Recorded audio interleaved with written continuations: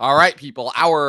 Only our second podcast of the week is we did the Jesse Eisenberg Hall of Fame on Thursday, and we are back with the next episode of Talkin' Lost Season 2, Episode 2, Adrift, or as I like to call it, the Alternate Perspectives episode, because yes, that's right. This is officially the introduction of one of Lost's longest running and most notorious tropes, the idea of showing us the same events that we just saw, but from different characters' perspectives. We catch up with Michael and Jin and Sawyer, well, really just Michael and Sawyer on what remains of the raft.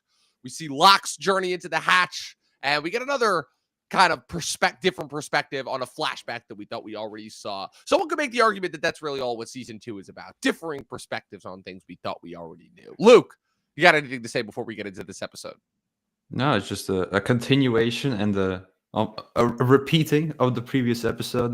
Not that that's a bad thing. You know, we saw more of the hatch with Locke, but it ended the same way the last one ended. So yes, it did. You have to wait for next week. Literally exactly the same way. All of that and more on today's episode of Talkin' Lost.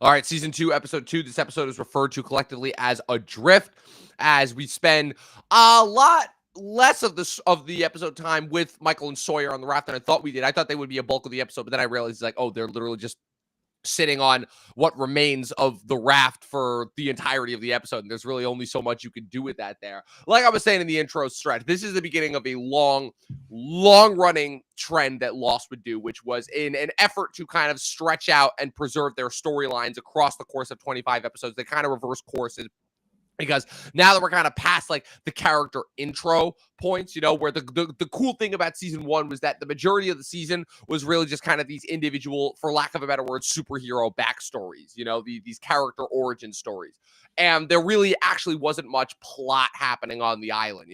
There was the overhanging mystery, there was the smoke monster, there was the digging up of the hatch upon its discovery, there was the building of the raft, but for the most part, there really wasn't too much stuff going on. Now that we're kind of really getting into the island and what it kind of comprises, we're officially inside the hatch. We're seeing the beginning, even though there's no reference to it. We're starting to see the beginning of kind of the Dharma Initiative. We get a little bit more. We actually see what it is that Desmond is doing down there. We kind of discover the source of the beeping. We discover kind of the use of the number. So there is a lot that we discover in this episode. But as is the case with a lot of things Lost, we don't actually get really any answers. And again, it's kind of just a different perspective on events that we already kind of saw in the last episode, where we see Locke go into the hatch and we see what happens between everything when he goes into the hatch and then when Jack finds him being held at gunpoint at Desmond at the end of the last episode. And we also see what happens to Kate as well once we get into it. What did you think of this episode overall? It didn't hit me like the previous one did, because the previous one's boom, second season, we have to get the audience involved already. And the second one, okay, the audience is here. We can slow it down now. See what the Team Raft is doing with a suspicious amount of lighting in the middle of the dark ocean. Very, very convenient how much lighting they have. It should be pitch black. But then I remember the one of the greatest quotes about when they were shooting Helm's Deep in the Two Towers. Where does the light come from? Same place as the music. So I just, that's just true. That's just film. That's a pretty good quote. That's a pretty fucking good quote. If I remember it was a crew worker or something, but yeah, that's the wonder of filmmaking. You can light a scene in the middle of the night and no one would really care. So yeah, we do see what happened with Kate. We see what happened with Locke. How he did end up at gunpoint with Desmond, and the flashback. It's not going to be a flashback that I remember, because I feel like we've already been through this two or three times. Exactly. And it feels like, with the exception of new characters that we're going to meet this season, for the most part, the flashbacks with the main characters are kind of retreading old ground, kind of filling in the gaps of some of the details that we were missing from season 1. Like I said, last week it was discovering how Jack was able to save his wife and allow her to walk again. This week it's Michael, kind of just, he's in lawyer court proceedings. And I understand the symbolic meaning of it. It's trying to show how Michael's continued inadequacy as a father, especially really when he's in the courtroom with his, I love how they keep calling her his ex-wife, and he's like, yeah, we were never actually married to begin with, which is what kind of makes this so murky and complicated. And she basically talks him into giving up Walt, basically by saying that, like, yeah, you're literally incapable of raising him. It's like you're still on disability, you can't work, you know, you need to focus on your art, you could barely afford your rent, they're going to evict you from your apartment. Like, how is Walt supposed to have a life with you? And it's really sad, kind of the reality check that she gives him. But it kind of, like I said, we already kind of know these characters, so it's just kind of like adding more context and filling in some of the gaps. And as far as everything that's happening on the island, like I said, there's really not too much that happens plot-wise. Like I said, it's mostly just filling in the gaps. I mean, there's some interesting conversations between Michael and Sawyer, you know, once again, arguing back and forth. Michael wants to blame Sawyer for everything because Sawyer's the one that fired the flare. Sawyer's like, guess what? They weren't on a boat that was made. Sawyer points out two very obvious details. It's like, look, the others, they said they were looking for a kid. So that clearly meant it was your kid that they were after, which means that he's probably alive and with them. And two, he's like, they were on a dinghy that was not meant for big, wide open water, which means they only could have come from one place, the island. So it's kind of just like Sawyer pointing out some obvious facts to Michael that Michael's clearly not seeing because he's distraught and in anguish. Jin is not anywhere to be seen for like the whole episode. They just hear him yelling off in the distance. And then it's like, okay, I guess we're just like stuck here, sitting, you know, the forced to kind of survive on our own. Sawyer literally digs the bullet out of his shoulder, and he's fine. It hurts fine. a bit. Of course, I'm like, oh, okay, now we're getting into the loss. This is kind of where some of the problems are starting to show themselves. And yeah, I mean, it ends basically where they wind up back in the island. There's some incident with a shark where Sawyer is basically trying to get to like a bigger piece of the raft. There's a shark that surrounds him because it smells his blood, and then Michael shoots the shark.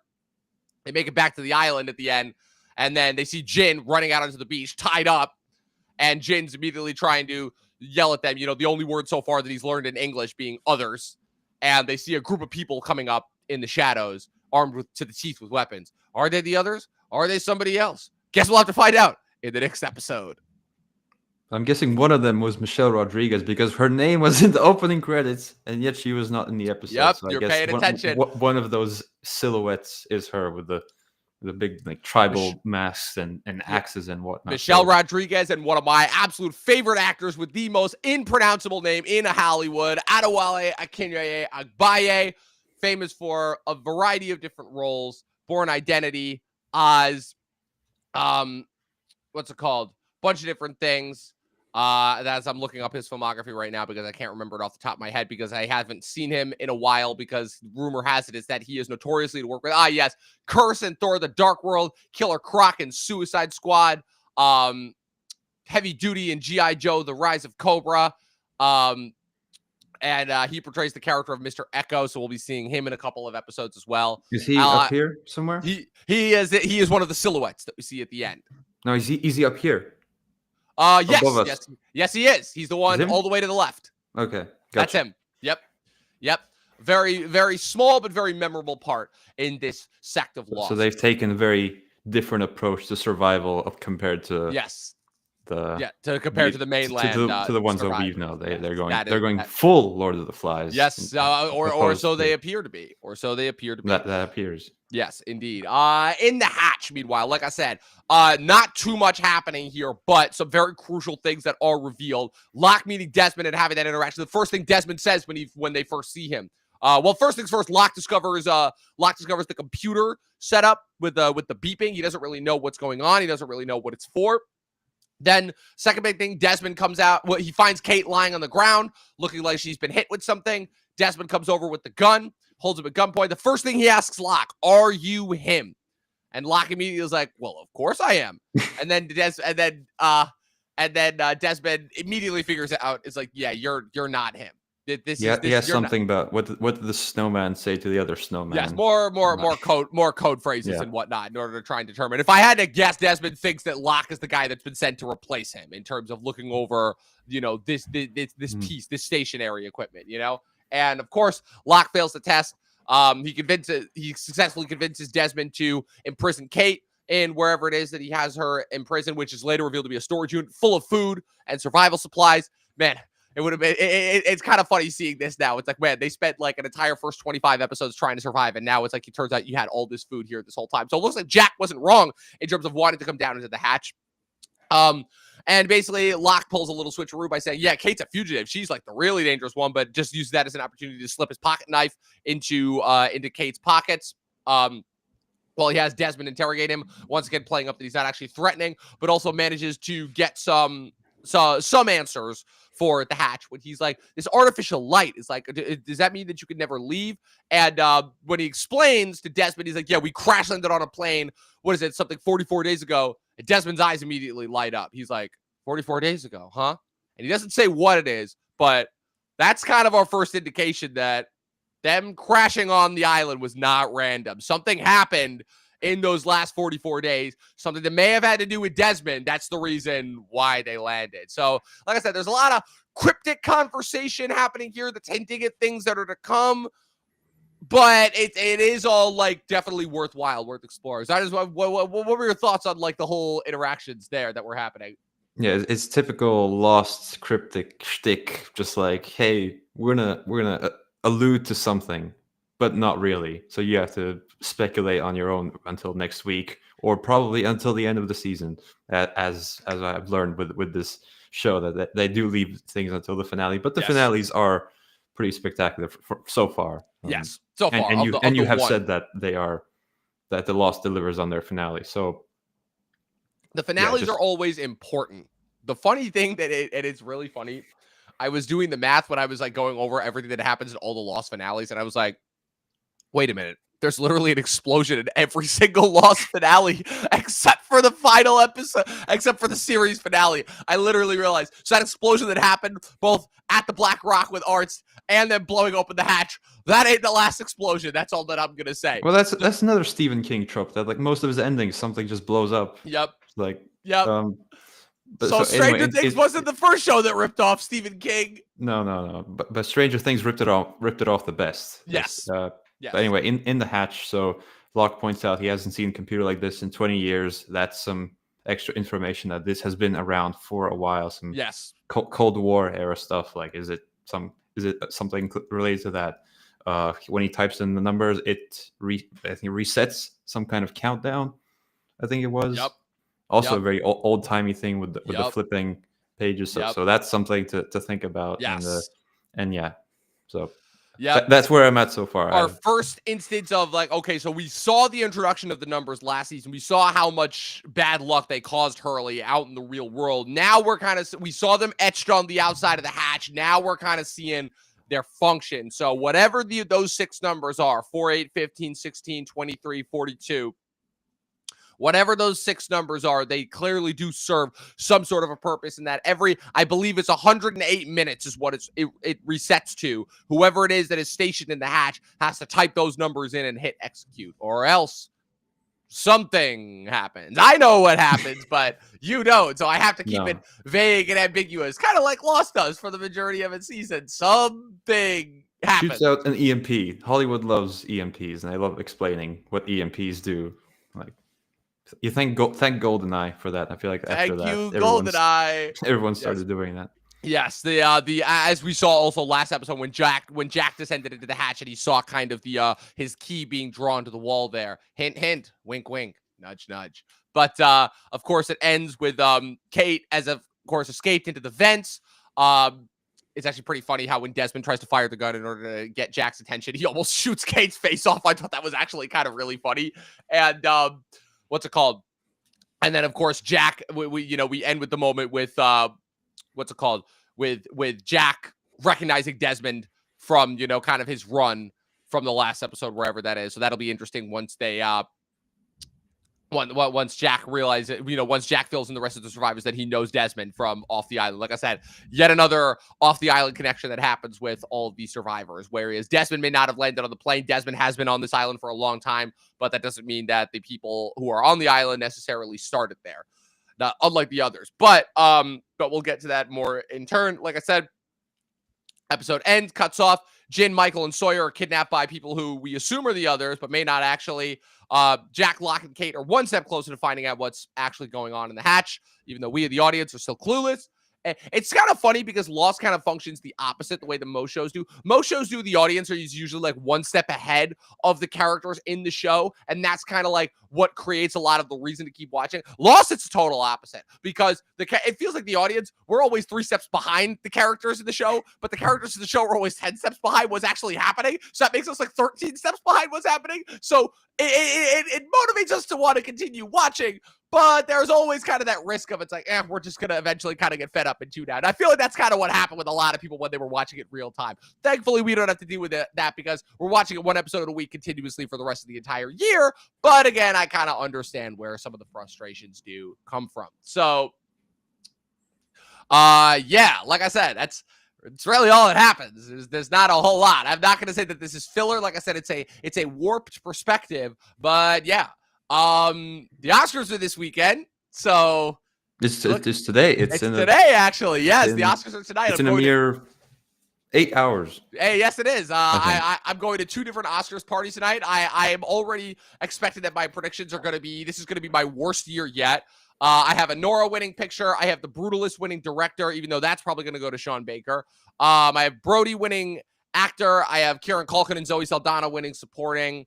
I have Nora for original screenplay, and I have Conclave for adapted screenplay. I do have your movie. I have Flow winning animated feature. The only category that matters. Exactly. The biggest night in the history of Latvia. Yes. Like I said, this could be a big night for some international cinema. Flow could win animated feature. I'm Still Here could win the 2 categories that it's up for, Best Actress and Best Foreign Film. It will probably win Best Foreign Film. I don't know. What are your thoughts on this year's Oscars? This is going to be a weird ceremony, to say the least. I feel like the first time in like a few years, there's not a clear winner. Because last year at Oppenheimer, you kind of had like everyone was expecting Everything Everywhere to win. There was the Nomadland year. The Coda year, I don't remember. The Coda year kind of a blur. The Coda year's funny because it was a thing of where nobody kind of knew what was going to win up until it was in a similar way, kind of the precursor for Everything Everywhere All at Once, where both of those years, 2021 and 2022, nobody really knew what was going to win. There wasn't really any clear frontrunner until those 2 movies just started winning everything. And then after a certain point, it's like, okay, it's going to be those 2, So while the weird thing about Coda is that was the weird year. That was the HBO Max day and date drop. And so a majority of the movies that were nominated for Best Picture, most people didn't really have a chance to see, So it wasn't really until 2022 that people were like actually able to start watching the movies again. And then with Oppenheimer year, it's like, yeah, as soon as Oppenheimer came out, they're like, yeah, this is winning Best Picture. Like nothing is topping this, Like that was a steamroll effort that started in July and ended until it won the Oscars. But like I've said before, good movie years with a clear definitive frontrunner, boring awards race. Bad movie years with not a clear frontrunner, incredible awards race. And that's the one thing I can say about the Oscars leading up to tonight is the fact that we have gone through the PGAs, the SAG Awards, the Critics' Choice, the WGAs, the DGAs, the Indie Spirit Awards, the BAFTAs, and I still have no clue what's going to win Best Picture. Like, I have a thought process based on what's won the most, but I still have no clue. The fact that it is this ambiguous of an award ceremony, I legitimately don't remember the last time that this was the case, because even in 2019, everybody was expecting... that was my first Oscars watching year. What was that like? So it's funny because so real quick, are you talking about the Green Book ceremony that happened in 2019? Yeah, Green Book. Okay, so Green Book is a little bit funny because Green Book was a little bit of a surprise, but that one, it was also a thing of where it's like, oh, this is going to be the old-timey Academy members coming back with a vengeance after The Shape of Water win the year before. They don't want to feel pressured into voting for, quote-unquote, the new diverse choice. They don't want to be outwardly called racist. So what was their choice? To double down and go with, like, the most safe kind of across-the-board movie of those 8 nominees, which if you look at it, Green Book of those 8 nominees was probably the most quote unquote safe choice. But what's more interesting to me is how the following year was you almost had exactly the opposite, where in February of 2020, when things were still normal, everyone was kind of expecting 1917 or Once Upon a Time in Hollywood to win, and then it ends up going to Parasite kind of out of nowhere, which up until that point, the interesting thing about Parasite is that it only had one precursor win. It had only won the SAG Award for Ensemble, where it hadn't won anything else. It was getting nominated for a bunch of stuff, but it hadn't really won anything else. And so that winning Best Picture kind of really turned the tide and made it so that, like, oh no, foreign films are going to have much more of a, of a spot at this award ceremony going forward than it may have in the past, due to the Academy greatly expanding its members, being a lot more large, being a lot more diverse, a lot more international. And that's kind of why you've seen, a lot more foreign efforts like Drive My Car, like Triangle of Sadness, like Zone of Interest and Past Lives last year. And this year you have Emilia Perez, unfortunately, and I'm Still Here getting nominated. So that's kind of a thing that you're going to see going forward more. And obviously we saw it last year when Godzilla -1 and Boy and the Heron won in their respective categories over other movies that in previous years would have steamrolled over them. Boy and the Heron being the first Miyazaki movie since Spirited Away to win the Best Animated Feature, and Godzilla -1, which, again, compared to the creator, Guardians of the Galaxy Volume 3, Mission Impossible, Dead Reckoning Part 1, and Napoleon, you could say the effects weren't as kind of big and grandiose, but just given what they were able to pull off on such a small budget and scale, you really got to give props to that movie being the little engine that could and having the impact that it did last year. So that's kind of really the source of interest for the Oscars going forward. Will they ever nominate or award the right movie? Probably not, but we could hope that they do, especially since that, a few exceptions aside, their Best Picture slate is pretty good so far this year. 4 entries from that Best Picture race made my top 10 of the year. So it'll be an interesting award ceremony to watch, to say the least. Jimmy Kimmel's finally not hosting. Thank God. He might be the worst host so far of my lifetime. I hate when people hate on Neil Patrick Harris from 10 years ago. He was a great host. And yeah, Conan O'Brien is hosting. Let's hope that they actually, give him some good material. I can't believe the Oscars made that good of a decision. Right? It's almost like you wouldn't expect that. I'm hoping for some conversation about art and not just all about how, oh no, Trump is president again. Everything is awful. Everything is going to be doom and gloom. He's going to start eating trans people, and RFK is going to start locking autistic people up in camps. Oh no. Less that and more about the movies. And I'm like, okay, we might be in for a good show, It would be cool if they brought on Ricky to host, but they will never do that. Hollywood is way too scared of Ricky to ever let him host after he absolutely eviscerated them the first time at the Golden Globes. And ironically, only 2 months after he eviscerated all of Hollywood, COVID happened. So I'm like, oh, wow. So Ricky started the process that COVID then finished. So I thought that was pretty good. But who's your pick for Best Picture tonight? I don't really have like a horse in the race that I'm really rooting for. I've heard like Anora is the betting favorite, right? So yes, I haven't had the chance to see The Brutalist because it hasn't released here, and it's also 3.5 hours long. So it's very long. You need a whole day to see that shit. Yeah. Of course, you and I both think Dune should be at the top of that list. Yeah, come on, undisputedly. Just wait for Dune Messiah, then you can. Then you can I can't wait. Chalamet if his Dune Oscar. Messiah wins Best Picture, that's going to be the funniest thing that has ever happened in our lifetimes, possibly, given what that book is. And people are now saying Chalamet's better in Dune than he is in A Complete Unknown. He is. I'm sorry, he is. Yeah.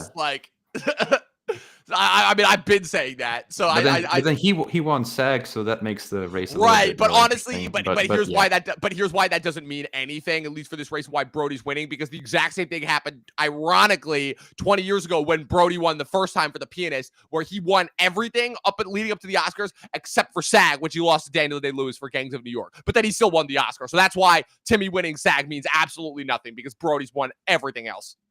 Timmy will win something. He will win something. He's the lead of 3 Best Pictures every year. He will win something, but again, as I said, he kind of is our new DiCaprio. So it's going to be a while. There's going to be kind of another kind of series of movies that people are going to be arguing. Oh, we should have won for this. Oh, we should have won for this. And then by the time he wins, it'll be like, we've already moved on to the next new guy who should have won. So, yeah. But I did like his SAG speech, where it was kind of like that perfect mix of, oh, I'm acknowledging kind of all the people who have come before me, while also kind of, doing what in Hollywood is referred to as an acceptable ego boost, where he's like, yeah, I'm one of the greats, but I want to be one of the greats so I can help contribute to the legacy of the greats who came before me. And I'm like, all right, I see what you're doing there. I'm impressed with you.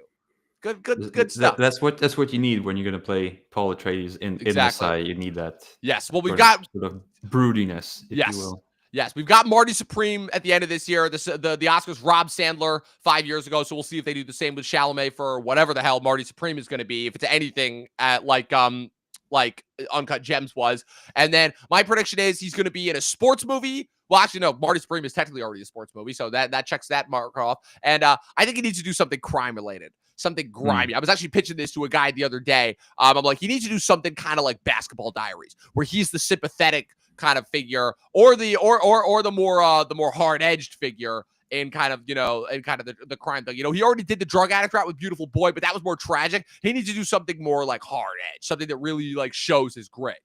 He's got like the kind of messianic, youthful figure that Dune was, and Messiah's kind of going to wrap his journey, his arc.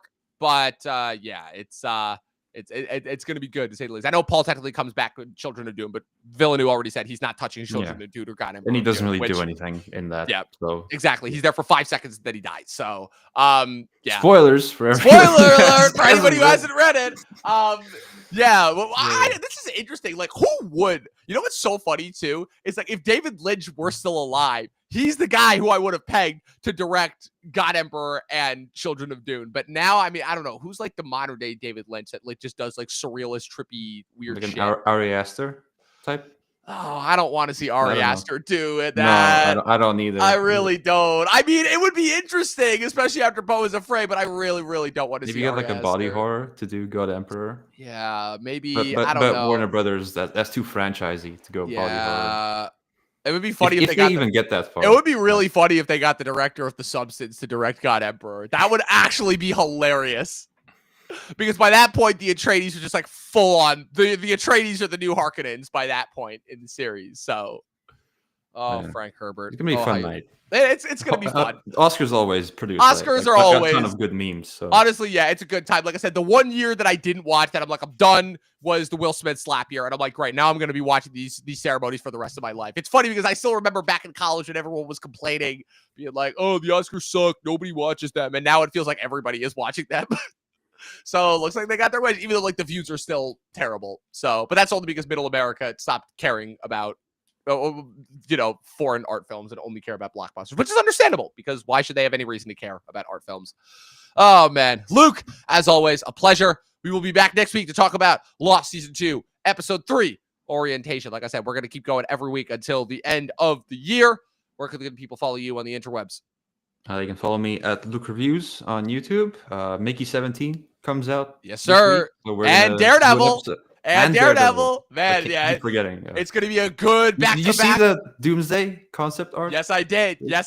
Well, I'm going to save that. I want to talk about that next week when we talk about Daredevil, because there's some stuff to talk about for sure, but it's going to require a lot of breaking down. I will admit, some interesting stuff for sure, though. I guess kind of the surprise for me is I'm like, oh, so Doomsday, we're already going to be a battle world. So does that mean that when Fantastic Four ends and they get back to Earth 616, it's already going to be battle world? Like, what's going to be happening? And like, we know that Doctor Doom is I'm going to save this for next week. I don't want to waste so much time on this. I just know that I'm going to order the comic, so I'm just going to get it. It's a good read. It's a 2015 one. Yeah, right? The 2015 one. Yes, it's a good read. I've read it several times. It's very, very good. So, yeah. Also, I read Secret Invasion recently, and I'm like, wow.